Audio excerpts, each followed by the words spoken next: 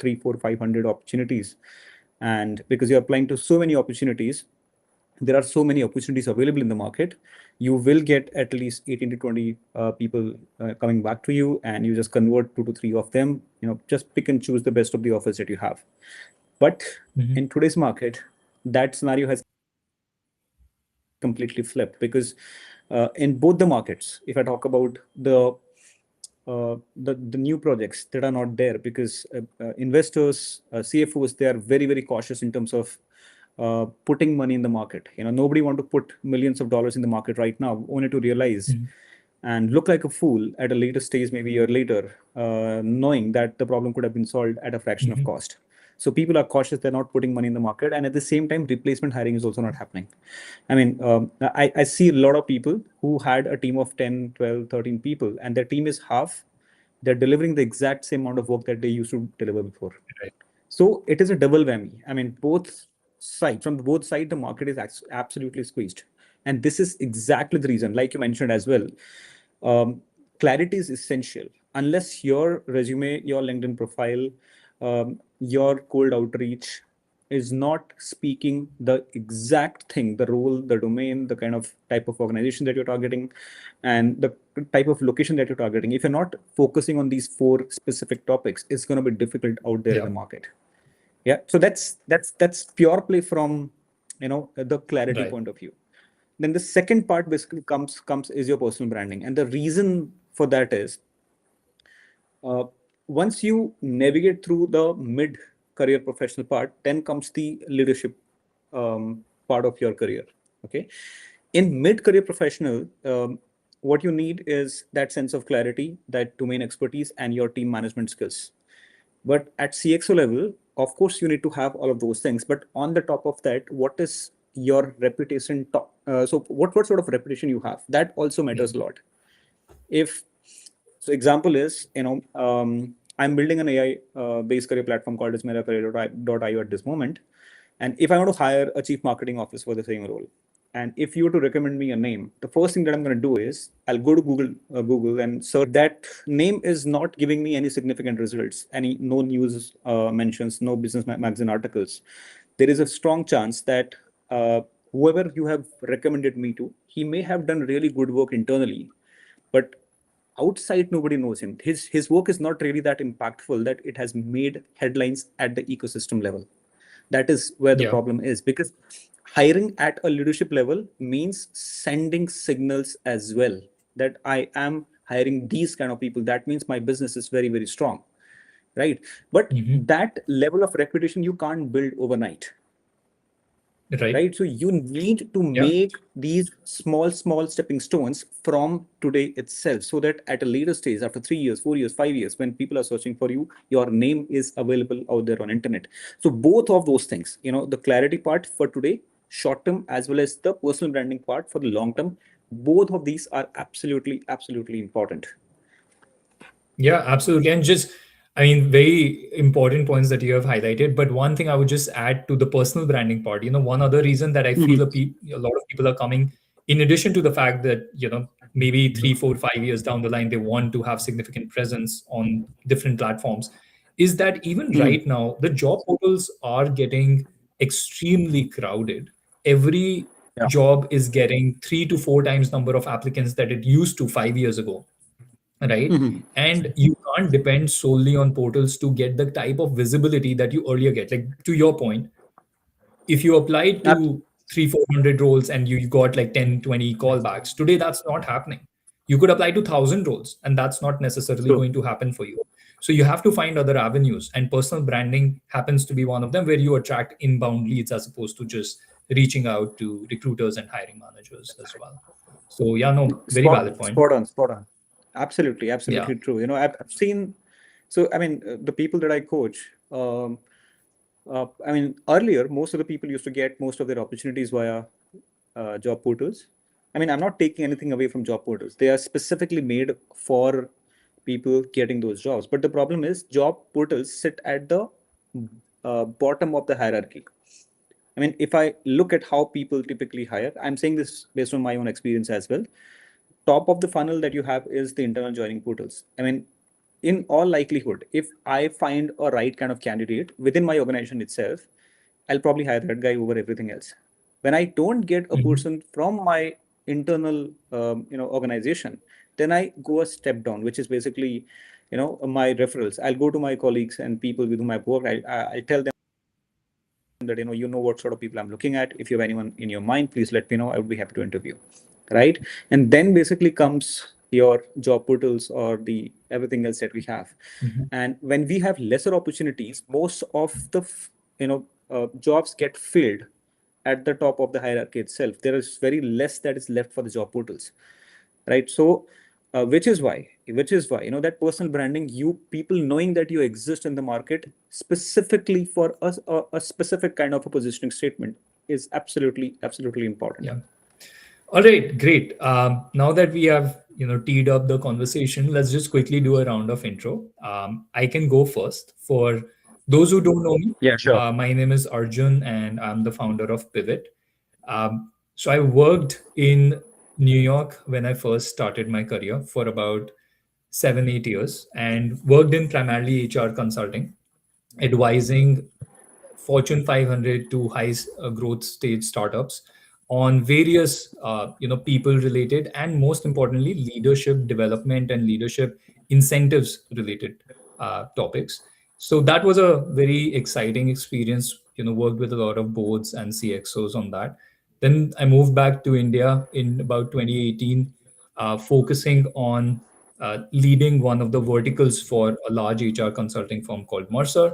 And then later in 2020, around early 21, is when I pivoted to becoming an entrepreneur and started Pivot, which helps mid career professionals with various types of inflection point transitions. And what we define inflection point transitions as are things which are slightly more ambitious than just following a linear career path in your journey. So, for example, people changing their industries, changing their level in the organization, changing countries, starting something of their own. These are the type of areas that we focus on more, apart from the slightly more typical job searches. But that's a bit about me. We'll talk more about what Pivot does during the course of the conversation as well. But I turn it over to Vijay. Vijay, welcome again, and thanks for making time for this. Maybe if you could just tell us a bit about your journey and what you do today, that would be great. Sure. Thank you, Arjun. So I have worked in corporate for close to 13 years now, and one of the specific thing that I have as far as my own experience is concerned, I've worked across different kind of roles, and I've worked in as an IC, an individual contributor. I've worked as a team manager, a hiring manager, and I've also worked across the different kind of work profiles. I've worked in B2B, I've worked in B2B2C, I've worked in B2C.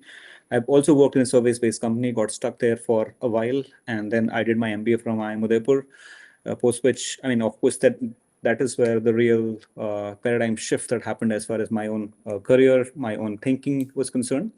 And eventually, I basically shifted to the product-based, organizations. I've worked into product roles across 2 large banks in India, and right now I'm building a platform called as MeraCareer.io. It is basically it basically helps people in with their career growth, which is technically enabled by AI. You can create resumes, or you can create your interview answers, and everything basically happens over there. So most of my time basically goes into that, as well as doing a little bit of private coaching. Got it. Vijay, are you there? Can you hear me? Quick update. Yes, you're back. Great. But one thing, I don't know if I missed it, but there is one thing that you are very well known for, and that's your, Think Sage profile on, I believe, Instagram. And you're a prolific content creator. You create a lot of great content. I think that's how I first came across your profile. And I'm sure many in the room and, overall community out there would also know you. And I want to highlight that because, you are one person who, if people are thinking about learning personal branding from, they could. Not that Instagram is always the chosen platform for many mid or senior career professionals, but I think knowing how to position yourself and bringing that positioning clearly on these social media platforms, whether it's LinkedIn or Instagram, I think that's an art and science, right? And if somebody has cracked it, I think it should be learned from those people, as opposed to I see a lot of these youngsters or sometimes even experienced individuals who don't themselves have a great content presence or social media presence, but they are dishing out a lot of advice out there. So I'm a little wary of those kind of people. um, Personally, I get a lot of inbound messages from people saying, hey, we can do this and that for your brand creation. But I think a person like you is the right person to talk about this topic, so I want to highlight that. Sure. Yeah. All right, let's get started. So I think the first thing that we want to talk about is positioning and clarity, as we were talking about earlier, Vijay. And I want to ask you, at Pivot, our goal is always to start a conversation from that perspective, from the clarity and positioning perspective, because everything stems from there. Whether you think about skill alignment, whether you think about role fitment, whether you think about outreach, networking outreach, and then the typical stuff like resume, LinkedIn, interview preparation, everything, single thing. If you don't have clarity, you're kind of not focused. You're all over the place. You're spraying and praying to different type of jobs, not knowing where you actually stand versus other candidates, right? And ultimately, at some point, you realize when you don't see the results that, hey, I should be doing something different. And that different strategy is positioning and getting clarity. So what I want to Absolutely. ask from you is, there is a counterintuitive sentiment in many mid-career professional people's mind that I should portray that I can do everything to the employers and recruiters outside. That, let's say, if I'm a CMO, right, or I'm vying for a CMO role, chief marketing officer role, I should position, or rather, let me take a step back, not position, I should give this impression that I can cover the entire spectrum of marketing, right? True. And that is how I want to portray myself. But everybody is kind of doing that in a way. So how are you differentiating yourself? So to me, that's where positioning and getting clarity on how you're different and unique from other hundreds of people who are also applying for those roles matters a lot, especially today, given the competitiveness of the market. So what True. are your thoughts on, firstly, this sort of default sentiment that, hey, I should try and project that I can do everything, and secondly, how do we change that sentiment, that mindset, to I am really good at X? How do you identify that X, and how do you convey that X? Okay, I think it's a very interesting question. See, as far as positioning is concerned, it's kind of made of three very simple factors, because since it's LinkedIn that we're talking about, it's a business platform that we're talking about. I'm going to focus specifically around a business use case. Okay, and in the business use case, if I look at it from a hiring parlance, or if I look at it from getting, I would say, inbound opportunities parlance is concerned, it only depends on the four different factors. The four factors are what sort of role you are targeting. Okay. I mean, your profile has to very clearly state that this is the role that you're targeting, be it your headline, be it your about me section, be it your work experience section, your skill sets, certifications, whatever you are doing. It has to talk about that one common role, one single role that you're targeting. That's the first thing that basically comes in. A lot of people have a question here is that, but I am interested in multiple things because I've worked on four different things. I've worked on this thing. I want to, so I've worked, let's say, at an engineering role, but I want to go to product now. Or I've worked in sales, I want to go to, let's say, program management, or vice versa for that matter. I've worked in customer success, now I want to go to sales, or again, vice versa, right? So the idea here is very simple. You have to create the positioning around the role that you are targeting next. It doesn't matter what you have worked on so far. I mean, you must have worked on whatever, let's say, 5, 10 different kind of roles, considering that you are from a mid-senior kind of a role, right? So it has to be aligned to that specific role that you're targeting. But here is a caveat here. When you choose that role, is it like that you get that 100% conviction that, okay, this is the role that I'm going to basically target, this is the exact role around which I'm going to create my position? The answer is no.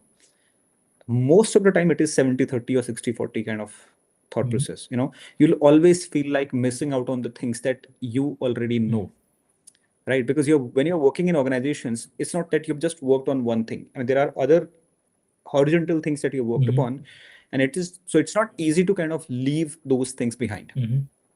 Right? So you'll always have that 70-30 feeling that, 70% you'll be convinced, 30% you'll feel like, okay, I'm going to miss out on those things. I was good at those things as well. I could have made a very good career in these areas as well. Maybe I'm making my market too small. Is that a right thing? That these questions will always be there. So it's never like the way it happens in movies that, all of a sudden you see stars in the skies and you're like, wow, okay, this is the one thing that I want to do. It's never going to be like that. It is that choosing is going to be the hardest part. Yeah.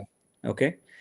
Because the remaining 30% of that conviction comes from you being in that market, you being in that role for a very long time. You are there, you are researching, you are learning about it, and you are working on that specific area, you're upskilling yourself, and all of that will give you the remaining 30%. That purpose is not happening to you. It is basically something that you are choosing. And then eventually you are taking that 70% to the 100%. That's the first part, your role. Okay. And then eventually that role has to be from a specific kind of a domain. Right. So when I say this, why do I say this is that a sales manager in an FMCG company does fundamentally different job than a sales manager in a B2B SaaS firm. These two JDs are absolutely different from each other. You can't compare these two JDs, right? So you can't say that I'm okay with sales role as long as it is in any kind of organization, as long as it is in. So a lot of people come to me specifically for remote jobs, because that's what I create a lot of content on. So a lot of time people say that, I'm looking for a remote job, and as long as it is remote, I can do anything that you want me to. So yeah. That's not how. That's what you want. That's not what organizations hire for, right? Absolutely. Yeah. Organization wants someone who can solve that specific problem that they have, and your profile has to give that specific message to the recruiters and to the hiring managers, right? So, which is why that role has to be then specifically talking about a role plus then the domain. It could be e-commerce, it could be IT-based, product companies, service companies. It could be healthcare. It could also be a function such as marketing, supply chain, operations, whatever it is. But it has to be one. You can't say that I'm going to apply to, let's say, 5 different kind of domains. Again, the example here is that if you want to become a product manager in financial services space is very, very vast, right? So you have to learn about the regulatory aspect of things. You have to learn about how exactly, specific products work in a specific market. All of those things are very, very different from being a product manager of, let's say, an e-commerce firm where the challenges are very, very different, right? So once you've decided the role plus domain combination, then comes finally, who exactly are you targeting to? Okay. When I say this, broadly speaking, there are 2 kind of organizations, broadly speaking. Okay. One is the startups. Second is the large enterprises. Yeah. Okay. Why am I putting that categorization here is that large enterprises typically look for people who are experts in their specific areas. So when I say this, if a large enterprise is hiring sales manager, your LinkedIn profile, your CV has to talk 95% of the time only and only about sales. You don't understand cash flows or operations, nobody cares. You don't understand how branding works, nobody cares. You don't understand how investor relations work, nobody cares. It doesn't matter. As long as you are one goddamn bloody good sales manager, organization is going to pay attention to you. So it's almost like you're going to put your flaps here and you're going to just do that work deep. That's what the organization cares about. But if I compare that with, let's say, a product manager in a startup, so things are fundamentally different. Why am I saying this to you is that a product manager at 10 a.m. might be there with his pod doing a daily stand-up meeting, right? And he's talking about what the blockers for the day. And then at 12 o'clock, he'll get pulled in a sales call because sales team want to commit something and they want you to give some demo because it's a very high stake and you only know about what the product is. At 3, strategy call where the CEO want to create a presentation that is supposed to be given to promoters by tomorrow. 5 o'clock, you are in a service call because something that you created has stopped working and you have to fix it right away. So you are malleable. You are across the different kind of functions, which is why a startup guy is different from a large enterprise guy. I'm not saying that working in startup is good or bad, or large enterprise is good or bad, but you need to have clarity, because a large enterprise guy derives his joy with something totally different than that of a startup guy. A large enterprise guy working in a startup will get worked up, because he'll not find that joy of doing things deep and meaningful. Likewise, the guy who is in a startup, but he's working in a startup guy working in a large enterprise will get bored, because he's not getting to work on multiple things that he always wanted to do at the first place. Which is why your positioning around that is also extremely important. Your role, your domain, then the type of organization, and finally the location. Location, why? Because fundamentally, when you're working with organizations, you are working with people as a standalone, and people, the nuances, the cultural nuances are different of one geography with other place, right? I mean, people in the US will value something totally different than that of people who are in Norway, right? I mean, when the if you work with a Norway or let's say Finland-based client, be it a full-time or a contractual role, they want to know, like, what do you do after your work, after 4:30 p.m. in the evening? What exactly are your hobbies? These hobbies are never discussed in a US-based company interview, or in a Germany-based interview, because they are more focused on the work that you're supposed to be doing. But a Finland or a Norway-based company would want to understand who are you after 4:30, because they don't want to hire a person who's going to stay late till 8 p.m., 9 p.m. and going to pollute the culture that they have built over decades, in that organization, right? So nuances, the cultural nuances, the people nuances also are very, very different. Yeah. So these four pillars are extremely important. I'll just summarize this part: the role that you are trying to get into, the domain in which you want to work, or the function that in which you want to work, followed by your type of organization, large or small, then finally the location that you are targeting. Once you finalize that, you ask yourself this question: that your profile, LinkedIn profile or your resume, does it actually, talk about only these four things? If the answer is no, you need to change everything that you have in your profile. Yeah.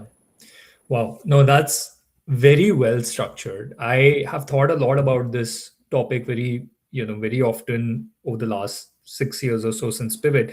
And I think the way that you have structured it really resonates a lot. Just one follow-up I have on that, Vijay, because this is something that we do as well. So we also think about one additional factor, which is the org's specific context of where they are in the stage of their business right now. For example, I think you mentioned the startup versus large ecosystem. Very valid point. And I completely agree with the sort of multi-dimensional approach versus kind of more unidimensional focus for those organizations. But let's say there are certain, let's take an example. Let's say there are certain tech organizations right now, a couple of large tech GCCs and IT services, right? Now, within those IT services, let's say Infosys versus TCS versus Cognizant, and let's say there are a couple of GCCs. Now, there could be a program project manager, senior leader, who's targeting those roles specifically. Would you suggest that the positioning that they are trying to bring forward on their resume and other aspects should differentiate between one organization versus the other, even though on your parameters they might meet a lot of the similar criteria, meaning the location, the culture, the large ecosystem, right, and the role. So those are all aligned. But would you still differentiate your positioning, or would you go with the similar positioning on both organizations typically? Yeah, so it's a very interesting question, because you kind of hit the nerve here. See, I spoke about maybe the large versus small here, but there is something which is on the horizontal aspect as well, okay, which I think is extremely important, is something called as a product mindset versus a service mindset, okay? When I say this, I'll give an example to you of a project manager in a service-based company might be earning, let's say 16, maybe 15, 16 lakh rupees. But a project manager in a product-based company might earn 50, 60 lakh rupees per annum. Okay. they might have similar kind of skills. They might be from the similar kind of colleges. They both might have done, let's say, a PMP, project management certification, right? But still, there is a massive difference between what one person is earning versus what the other person is earning, right? So why is that the case? There is one fundamental difference that you have to basically think through when you are applying to a product-based organization. You said GCC versus, let's say, maybe an Infosys or HCL. See, Infosys, HCL, TCS, they will have similar kind of positioning. For them, you'll have a similar kind of positioning. But if you are looking at a GCC, maybe you'll have to fundamentally alter your resume. The reason is, so the product-based companies look for one specific attribute throughout the resume, and that attribute is called as ownership. I'm not saying that a service-based project manager will not have ownership. He will have it. Yeah. Okay. But ownership in a product-based company parlance is very, very different. And when I say it is very, very different is, think of it, I mean, I'll take it at a one level step down to kind of explain it in very clear terms. A software engineer, let's say a full stack engineer. Okay, I'm taking it one more level down. A full stack engineer in a service-based company will do exactly what he has to, what is defined by the business analyst or the product owners in a specific sprint. They'll exactly do as they are told, and there is a reason for it. If they do less, obviously the client is not happy. If they do more, your own company is not happy, because something that could have become a change request and for which they could have billed that client more, the developer gave it in that sprint itself. So the organization in which they're working, that organization is not happy that why did you give us more, right? The problem here is that you do as you have been asked to do. Yeah. And if you keep on doing that for, let's say, maybe 3, 4, 5, 6, 8, 10 years, you develop that specific kind of a mindset that I'm going to do exactly what I've been told. Nothing more, nothing less. This is exactly what I'm going to do. I'm going to meet my service levels. But in product-based organizations, that is not how it is. An engineer is supposed to come to the sprint with every single question that if you are asking me to, let's say, integrate that sort of design, it will have impact on the timeline because it is going to load in some, maybe it is going to make the entire application slower. So you are expected to bring that because you are the owner here. Yeah. Right. So if you are targeting, let's say, large organizations or small organizations, sort of organizations are you targeting? If it is product-based organizations, ownership has to come from your profile, your LinkedIn profile, your resume, whatever you have, ownership has to be there very categorically, not just written, but also through the proof that you have basically shown in your LinkedIn profile. It could be a visual, right?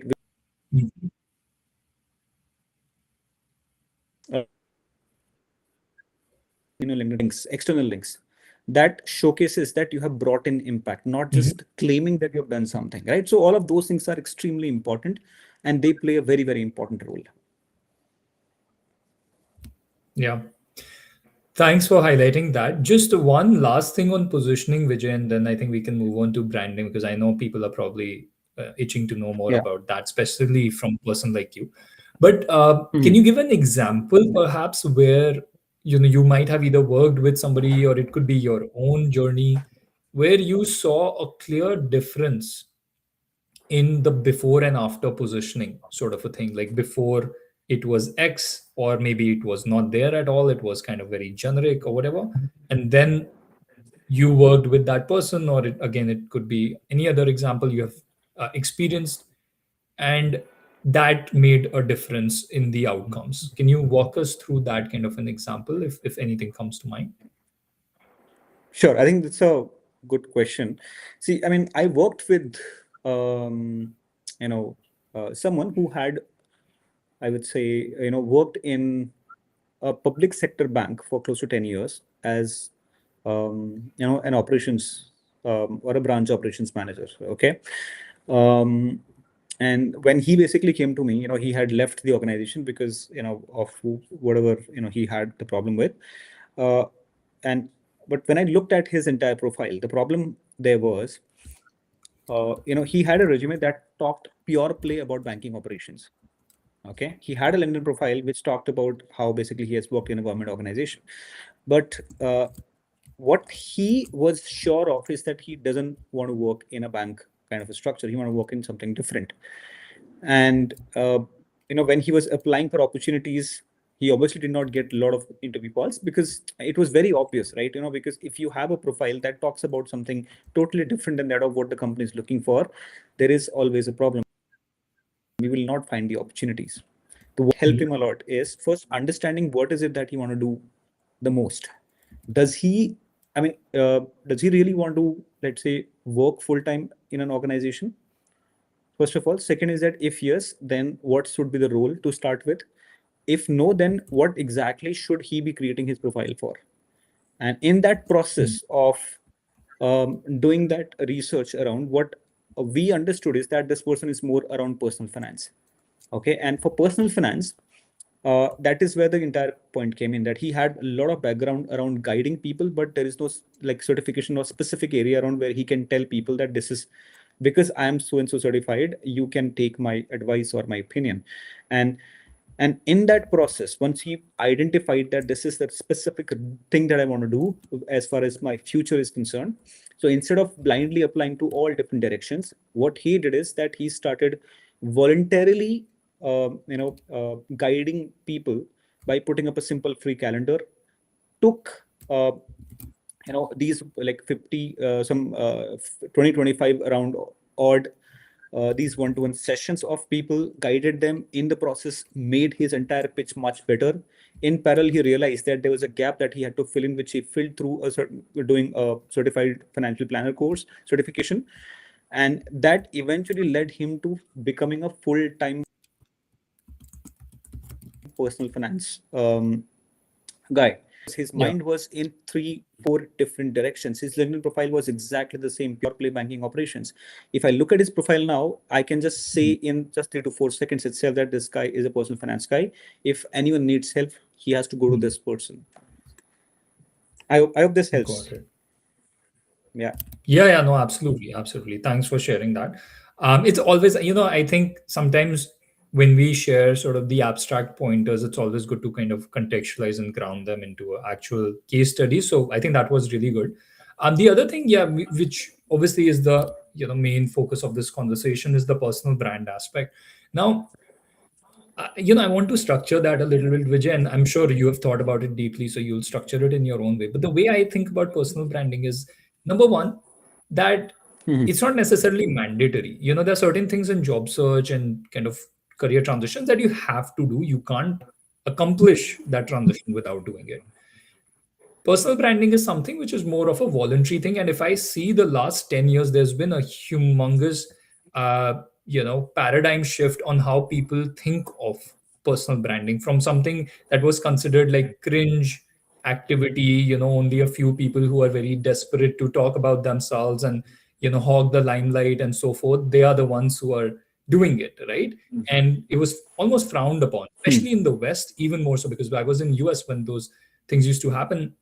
I remember even today I have over 30,000 followers on LinkedIn. But at that time, I frowned upon that, right? So that has been a journey for many people. And I can see now more and more people who had the same mindset are overcoming that stigma, so to speak, and thinking about personal branding much more seriously, not just to land a job, but like you said, having a long-term online presence, right? Whether it's today or when they land a leadership role. So one is that journey I want to kind of unpack with you a little bit, because there could still be a lot of people who are on the fences and not sure whether personal branding is the right fit for them. And to be very honest, I don't recommend it to everybody personally, but I'm interested in knowing your thoughts. Like, how should somebody think about whether or not they should do personal branding? And second point is how you actually do it, like once you have decided that you're going to get into it, especially from the perspective of a mid-career professional who has never done it before. If you can, break that down, that would be helpful. Sure. I think this is a very important point, and there is a slight nuance here actually that I want to talk about. Okay, see, what I think is personal brand is not the number of followers. Okay. And it is personal brand is not about posting every single day. A lot of people that I see, that they just put some sort of a quote, or they find something sensational and then just put it on LinkedIn or Instagram or wherever they are posting, but they do it on a daily basis.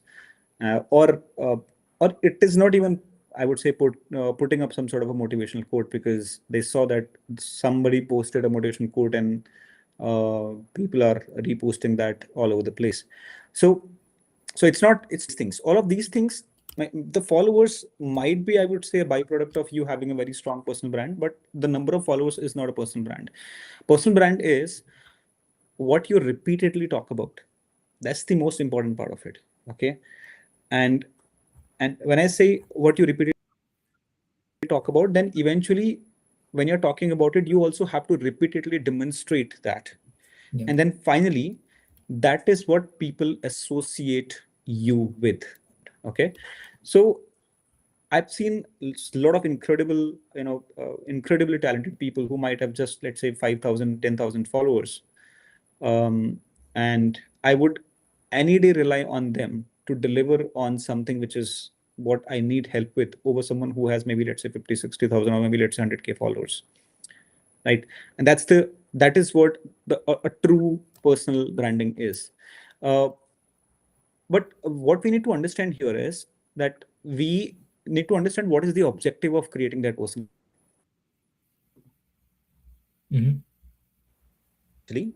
So he was, back in 2023, when he shifted from Whitehead Junior to Razorpay, when Whitehead Junior got acquired. What happened is that he had decided all his mind that he want to shift from Mumbai to Bangalore, and that exactly is the time. It was all set. It was just 3 months into Razorpay, and he was all making plans to go from Mumbai to Bangalore, and that is where hiring a recruiter from the UK team of Meta wanted to have a quick conversation with him on product growth, and they reached out to him via LinkedIn messages. Now the question here is that how did they reach out to him? Right? They reached out to him because his profile has everything around product written all over it, and he had shared a few things around product in some of the few posts that he had. He might have just 4,000-5,000 followers back then, but the point here is that his personal brand is very clear. It clearly states that this person belongs to product growth to the teeth. And this is what it means when I said that it has to talk about like what you repeatedly, it has to repeatedly talk about what exactly are you doing, and it demonstrates the fact that you have delivered on that, and people should also associate that this person is made for this specific area, right? So if you can do that, everything else is secondary. The posting, the followers, the likes, the views, everything else is secondary. I hope that may have answered a part of question, but I would love to take any follow-up question that you have on this. Yeah, no, I really like the emphasis on what you do repeatedly, or what you kind of write about repeatedly. Just two things on that front. I mean, one is, how I typically think about it is like personal branding is what you are known for in your, community or in the right ecosystems that you are targeting. What are you known for? And I think it's the same way of saying what you are also mentioning, because you will be known for what you consistently put out there, right? If you're putting multiple things out there, people sometimes get confused. But my question is a little more specific, which is, a lot of times when you think about the advice that content creators, influencers are putting out there, so-called experts, and some of them are truly experts as well, a lot of them do say when you are creating your brand, think about the audience that you're targeting, what are their problems, but they also say that experiment and have multiple content niches and pillars to try out, right? Maybe, I don't know if that's still out there. I've not been honestly, I've not been following a lot of these people in the last couple of months, but I remember back in the day when I was starting, I was trying to learn from others who had been there, done that. A lot of the advice that came to me was like, hey, you're talking a lot about career transitions right now. It's okay to keep it as a topic, but you should talk about things that you have done in your previous career, like HR consulting. You worked in US, so talk about your US experience. You returned from US. Talk about how you returned from US. So a lot of sort of adjacent or perhaps slightly different topics as well. So the first slightly more granular question here, Vijay, is that you said like you need to kind of consistently talk about the main focus topic that you have in mind. But do you think there are times when people should be thinking about creating diverse content, especially at the beginning, to try out what's working, what's not working? Or do you think that does not really make sense as a mid career professional? See, I think the experimentation part is extremely important. But see, when it comes to experimentation, it doesn't mean that you put out, let's say, very different kind of content, and which basically, has no correlation with each other. Okay, when I say this, so think of it as a product. Okay, asked to, let's say, solve a specific problem. Initially, you don't know what the solution is.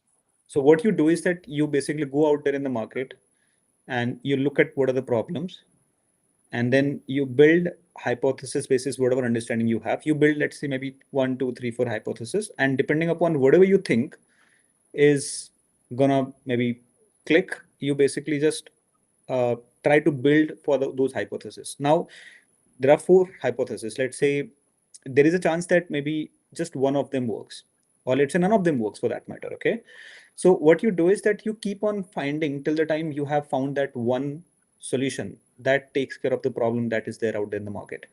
And then you basically double down on that specific solution that you have worked upon, and you iterate and you iterate and you make it such that people are ready to pay for it. That's what a product life cycle is. Okay, I'm saying this from product background because I've worked in product for more than a decade now, and this is exactly what works in the online writing as well. It's more or less the same thing. And why am I saying this to you is, see, when you are, let's say, experimenting, the experiment has to happen towards solving a specific problem. It can't be in 4 different directions, right? So when you said that you were writing around career transitions, now career transitions may have, people may have multiple sort of problems in career transitions. Some people may have problem around that they want to go from role 1 to role 2 and they're not able to do so. Example is getting from sales to product. Very difficult, and that's a genuine problem. And is there a way to solve for it? That could be one hypothesis. Hypothesis could be that people are transitioning from, let's say, one location to other location. In your case, you mentioned that you came from US to India. There are a lot of people who might be wanting to come from US to India at this moment, considering how delicate the scenario, how uncertain the scenario is around H1B visa, right? So that could be another hypothesis. The third hypothesis could here be that there are people who are looking to transition from, let's say, a startup scenario to maybe, let's say, a large enterprise, looking for maybe a relatively settled kind of an organization. So there are multiple problems that people have. Now the experiment, you create few content pieces around one, few content pieces around second, few content pieces around third. Then you see which one of them people are responding to you. And there is always one or two. In my own use case, if I talk about, do I talk about diverse pieces? Probably yes, but majority of my content that you see around on LinkedIn as well as on Instagram, it is mostly around remote jobs. Purely because remote job is something that I felt my advice is a lot more pinpoint sharp. Probably because I'm someone who has been working remote for past 6 years. I have left a metro city. I stay in a tier 3 location in nearby Jim Corbett here in Uttarakhand at this moment. And I know that what it feels like to work from remote and what it can bring to you. And I can relate with that audience emotionally as well. So the kind of content that I put out specific in remote parlance is much more relevant to the people for whom I'm creating the content at this moment. But I did not know this. I came to know about it only after doing certain amount of experimentation, that okay, in career space, these are the kind of experiments I can do. And then I realized that okay, this specific area, I am someone who from whom people want to take advice. So yes, experimentation is important, but it has to be within the bound, which is your positioning, which is your specific area in which you are trying to build your profile.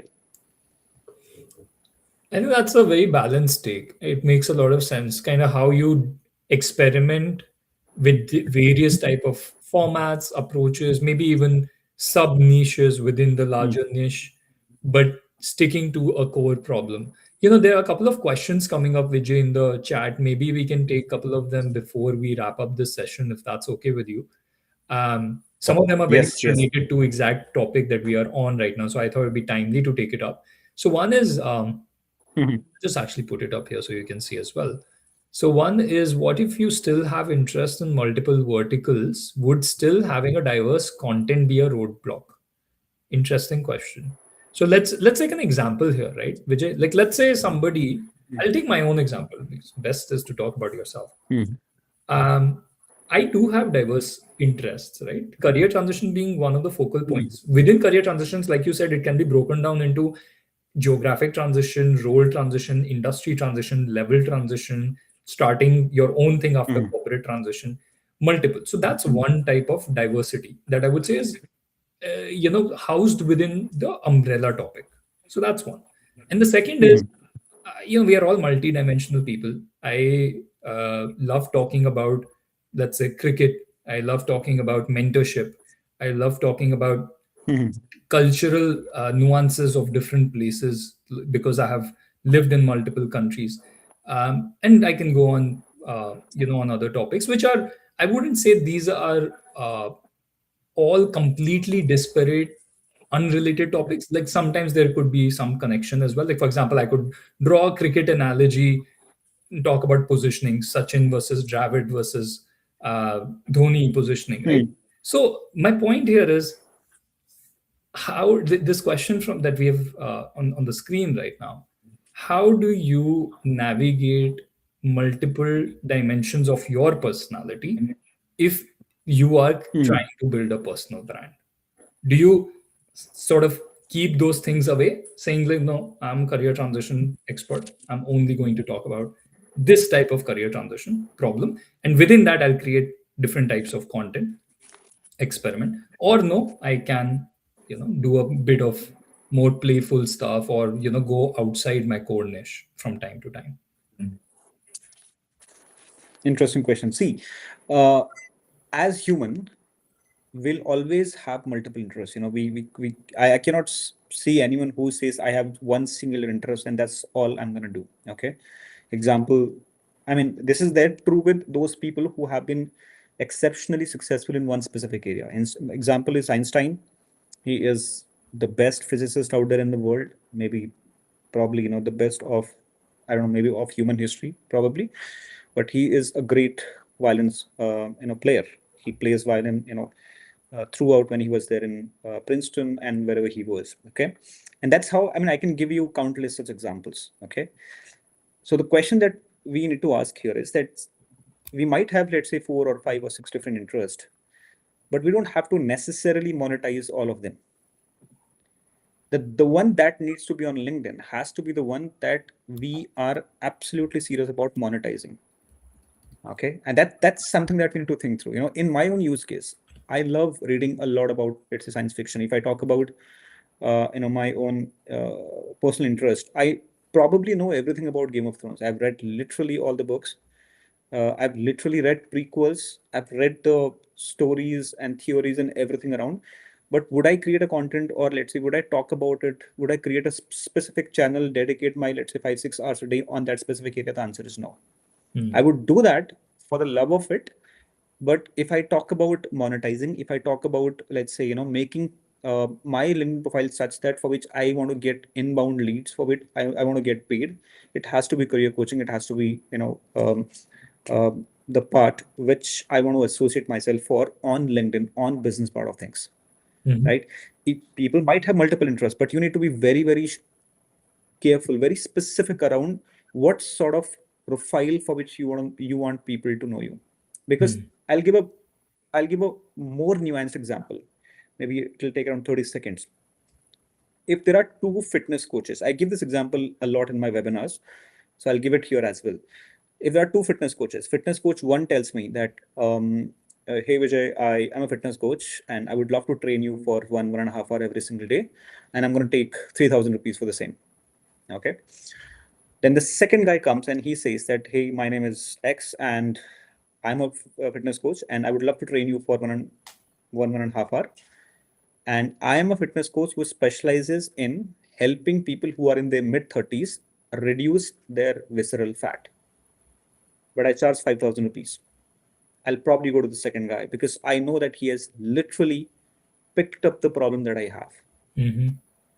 Right. So this is what we need to understand. If you have 5 interests, if all of these are all over the place on your entire profile, people might not resonate with you.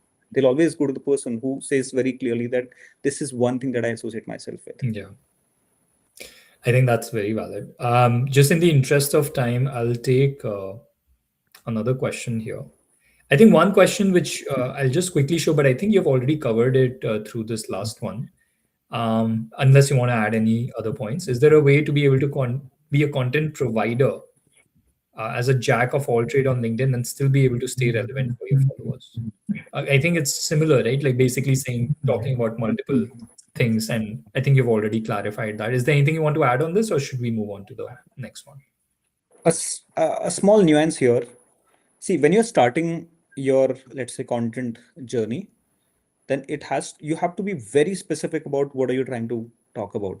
That you can't afford to basically go to, even let's say maybe a 20-30 degree away from where you should be going. Yeah.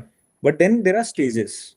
Once you cross a certain stage, let's say you have maybe 200K followers, 100K followers, then you can afford to talk about things which are a little broader in category as well. The reason is, at that level, people want to know your opinion.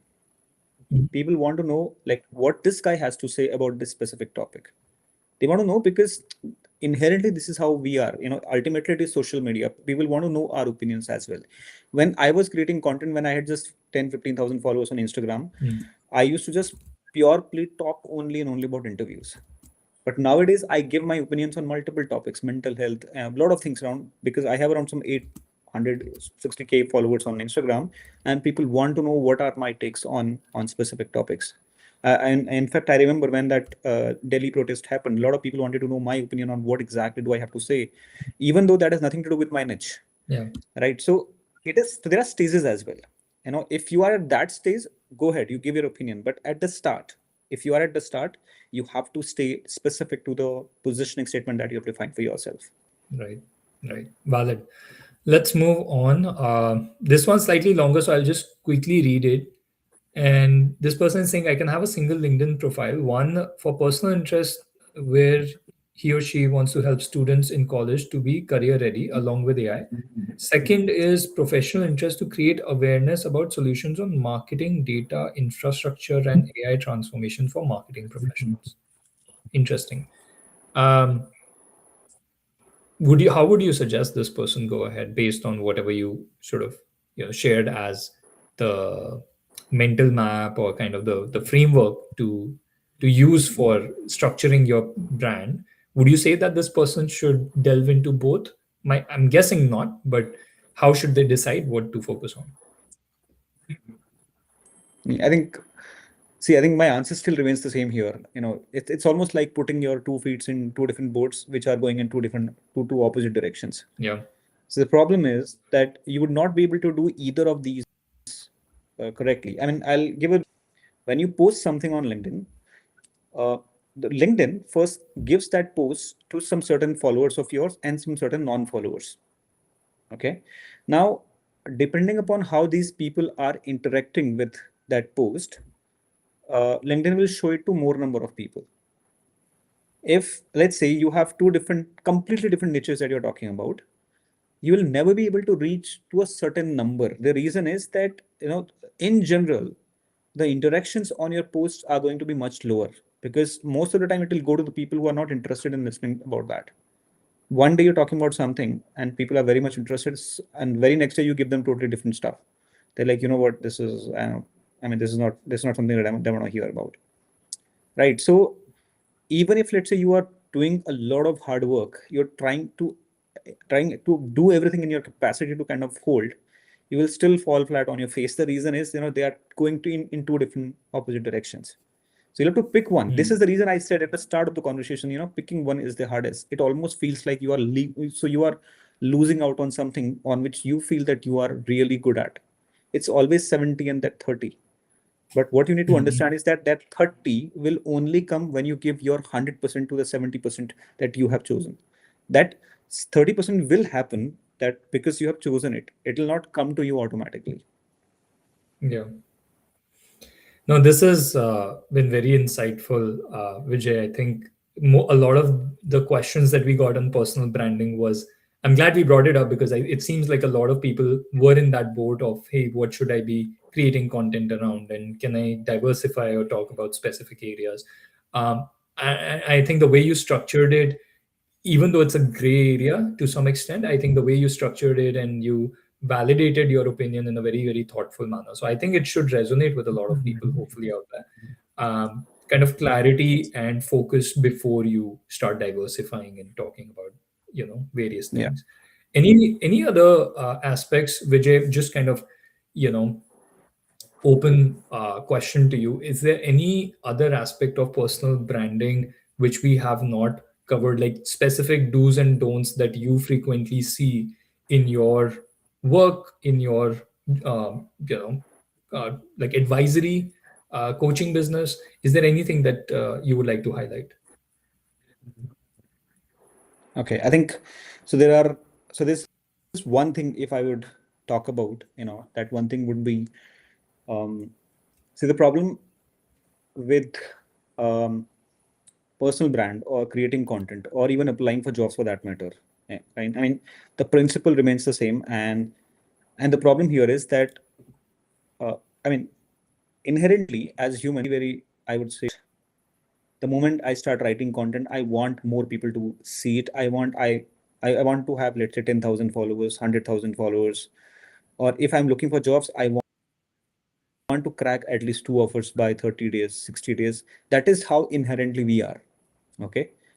But if that's the mindset with which you are going out in the market to create a personal brand or to look out for opportunities or to get responses back from the potential clients or the recruiters or the hiring managers, the problem is that it is going to be extremely difficult for you to continue or follow a consistency, because when you do that, initial part of all of this exercise is failure, failure, failure, failure, failure. The reason is, you know so it all takes a lot of time for you to build a lot of momentum, and then eventually it starts happening. So it's not like you put in effort today and you're going to get results tomorrow. So it'll happen as as a a matter of fact that you put out that consistency on a regular basis. And for you to do that without burning out, having any kind of burnout, is that instead of focusing on that outcome, which is how we naturally tend to do, you have to become input obsessed.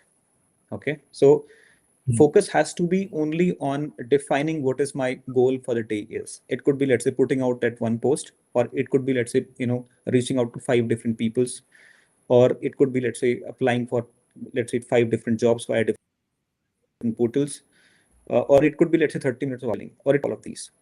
But that only has to be your goal, because these are the only variables that you can control. And as a byproduct of following that on every single day, you're going to get that output. I mean, when I started my content creation journey back in 2021, and for 7 months, I had around 300 followers on Instagram. Okay. And Wow. even 7 I months, you had my said? own doubts. 7 months. Okay. Wow. And Okay. I mean, it's absolutely embarrassing to admit that, but that is how it is. Okay. But then there was one post that went absolutely viral across Instagram. People loved it. It had some millions of views, and that one single post gave me around 10,000 followers. Single post. It's the 80-20 Pareto. And one of the yeah. So the one of the only reason I could go through that for 7 months, 8 months is because the only focus that I had was on inputs. I didn't really care about whether people are going to listen, follow me, not follow me. I knew that it is going to be a byproduct of it. The same thing happened on LinkedIn as well when I started creating content on LinkedIn 2 years back. I said, you know what, I'm going to only focus on how many posts that I can put out, how many people I can reach out to, and how many basically So what sort of consistency I can have? Only those things. Even today, whatever is happening on LinkedIn, whatever number of followers I'm getting is just a byproduct of that. I hope that kind of gives people a cue around what should they be focusing on. Yeah. No, I think it does. And I think you've been very consistent in kind of articulating the key point here. So I hope it gets cemented in people's head, kind of what to really do when you're starting out. Because, sometimes when you ask this question, you get all kinds of varied opinions. But I'm happy that, no matter which angle we took for this question, you came again and again with a kind of consistency that, again, should resonate with folks. All right. Well, with that said, I think we are coming to a close. We have extended a few minutes beyond our allotted time. So thanks so much, Vijay, for again joining me, sharing all your thoughts, your opinions, and most importantly, your learnings and insights. Things that where you failed and things where you have succeeded, very openly and candidly with us. So really, really appreciate that. It sounds like you're working on some very exciting things in the form of this new AI career platform as well. So wish you Yeah. all the best for that. And for folks who joined us today, thank you for joining. I know, 1 hour it feels like eternity in today's time and age. If you're spending so much time with us, it really, really means a lot. So thanks for coming to this particular episode. And we have recorded this. We'll be sharing clips and recordings with you all later as well. In case there is anything that Vijay could help you with, I'm sure you should follow his content on Instagram or LinkedIn if you're not already following him. I have myself seen some of the content, and I would really, really attest to the high quality and the kind of applicability that it has right away. You can take those insights and apply it right away. It's not going to be like something that is just theoretical. So please do follow him. Vijay, I don't know if you want to share anything else before we wrap up, but yeah, that's pretty much it from my end. Sure. Thanks, Arjun. I think it was a very good session, actually. Thank you for giving this opportunity to kind of talk on this forum. You guys are doing a fantastic job. I've seen your work as well, and there are many exciting months or years ahead. Wishing you two all the best, and let us hope that we will do maybe more such collaboration in the future as well. Yeah, absolutely. I would love to. All right. Thanks again, everybody. Hope you have a great rest of your evening.